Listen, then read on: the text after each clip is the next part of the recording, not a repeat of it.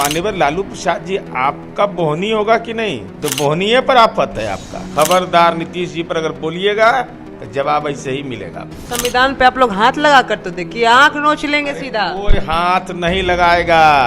आप हाथ लगाए हैं, आपके जमीन पर कबाना थाले खुलेगा, यह महत्वपूर्ण है। अरे आपका वजूद खतरे में है, आपका पारिवारिक राजनीति खतरे में है। खतरा तो लालू जी खुद में अपने आप में, ये तो बाहर इनको निकलने नहीं दिया जा रहा है। जब हम बोलेंगे तो चिड़चिड़ाइएगा, मिर्ची लगता है। तो 17 महीना हम ही ना रोजगार दिए एक बार, अब 20 महीना एक बार दिए। क्लास 2 में नाम लिखावे अब फिर वहीं पर ही पहुंच जाए, तब कहे कि छोड़ो भाई झंझट है, ये नहीं है, पढ़ेंगे, तय कर लिए। आरजेडी सुप्रीमो लालू प्रसाद यादव ने बीजेपी पे तंज कसा और उन्होंने साफ तौर पे ये कहा है कि बार बार जो ये कहते हैं 400 पार 400 पार, तो ये डरे हुए हैं, इसके वजह से ये कह रहे हैं। और दूसरी बात ये भी बोले हैं कि बार बार जो बीजेपी बोलती है कि हम अगर जीत गए तो संविधान बदल देंगे, तो उन पे साफ तौर पे ये बोला है उन्होंने कि अगर संविधान पे हाथ तो लगा कर देखे, आंख नोच लेगी दलित और पिछड़ा वर्ग के लोग। ये सब तमाम मुद्दों पर बात करने के लिए जेडीयू प्रवक्ता नीरज कुमार हमारे साथ जुड़े हुए हैं। सर क्या बोलेंगे?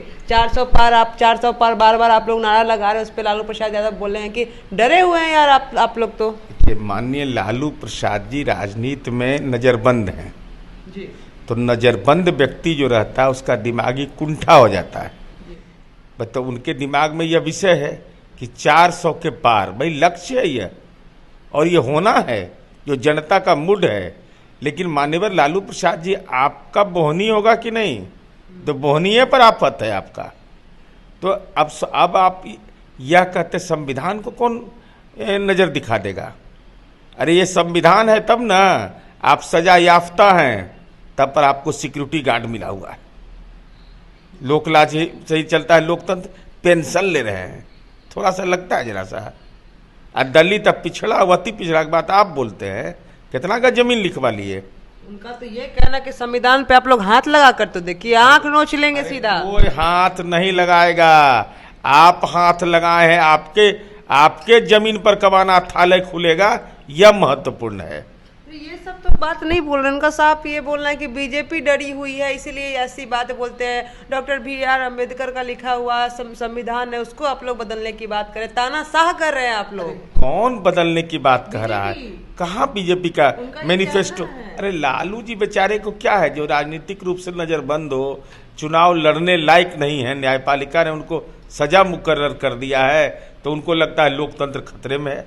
अरे आपका वजूद खतरे में है, आपका पारिवारिक राजनीति खतरे में है, परिवारवाद पर संग्राम छिड़ा हुआ है, यह खतरे में है।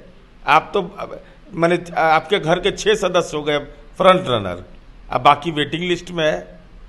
यही हालत तो आपका खतरा तो लालू जी खुद में अपने आप में है, ये तो बाहर इनको निकलने नहीं दिया जा रहा है। चुनाव नहीं लड़ने के बाद पे उनकी बेटी ने कहा है कि उनका तबीयत खराब रहता है। आप लोग क्या झूठ मूठ कर, एक तो वो बुजुर्ग हैं, तबीयत खराब रहता है, और अभी कुछ दिन पहले, महीनों पहले ही किडनी ट्रांसप्लांट हुआ है, तो आप कैसे बोल सकते इतनी गर्मी में जाने के लिए? अपने भाई को कहीं नहीं समझाती है।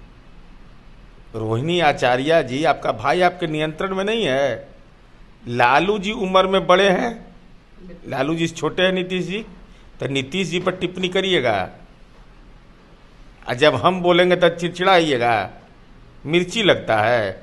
खबरदार नीतीश जी पर अगर बोलिएगा तो जवाब ऐसे ही मिलेगा आपको। कुछ लोग बीजेपी से और अलग से भी जेल जाएंगे। अरे जाओ तो सिंगापुर लौट जाना है ना। अरे वो पैसेंजर हैं, जहाज के पैसेंजर हैं, और पायलट कौन है? पायलट है वहाँ का उम्मीदवार बीजेपी का, एनडीए का। तब पायलट ना चुनाव जीतेगा भाई, पैसेंजर कैसे चुनाव जीत जाएगा? अच्छा, ये बात सामने आ रही है कि लालू प्रसाद यादव परिवारवाद करते हैं, तो जो जनता है वो तो फिर भी लालू प्रसाद यादव को ही और उनके परिवार को ही जिताना चाह रही है। इसका मतलब क्या हुआ? मुख्तार अंसारी चुनाव जीत जाता है तो मुख्तार अंसारी आइकॉन हो गया, झारखंडे राय हो गया क्या?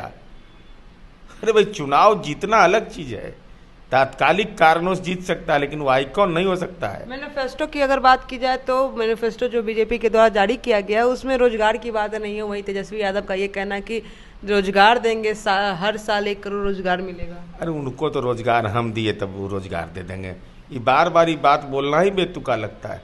अरे 17 महीना हम ही ना रोजगार दिए एक बार, अब 20 महीना एक बार दिए। क्लास 2 में नाम लिखावे और फिर वहीं पर ही पहुंच जाए, तब कहे कि छोड़ो भाई झंझट है, ये नहीं है, पढ़ेंगे, ही तय कर लिए। राजनीति शास्त्र का गुण इनमें आना ही नहीं है। बिल्कुल। तो देखिए साफ तौर पर नीरज कुमार का क्या कुछ कहना है, जिस तरह से लालू प्रसाद यादव ने बीजेपी पे टिप्पणी की है, तंज कसा है। अब पक्ष विपक्ष क्या कुछ कहती है, इस पर देखना लाजमी रहेगा। बने रहे देशवाणी न्यूज़ के साथ, मैं काजल सर्वेश।